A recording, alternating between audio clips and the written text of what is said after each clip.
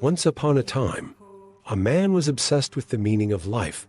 None of the answers he found were enough for him, and he decided to ask others. But the answers he got were not enough for him either. But he thought there must be an answer, and he decided to go round and ask everyone. He traveled around villages, towns, and countries, and of course time does not stop. Just when he had given up hope, people he spoke to in a village told him, "Do you see the mountains opposite? There lives an old sage there. If you want, go to him. Maybe he can give you the answer you are looking for." They said. At the end of a very difficult journey, the man reached the house where the sage lived. He entered the door and asked the sage what the meaning of life was.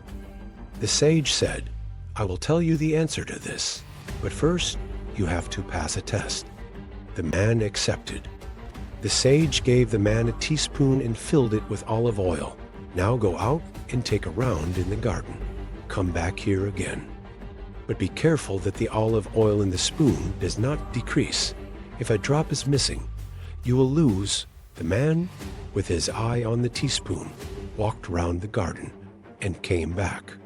The sage looked and said, "Yes, there is no oil missing from the spoon, but how was the garden?"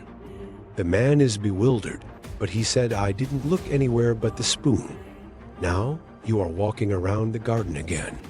The spoon will be in your hand again, but come back after examining the garden," said the sage. The man went out to the garden again, fascinated by the beauties he saw, because he was in a magnificent garden.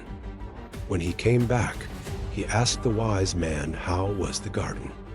The man explained that he was fascinated by the beauties he saw.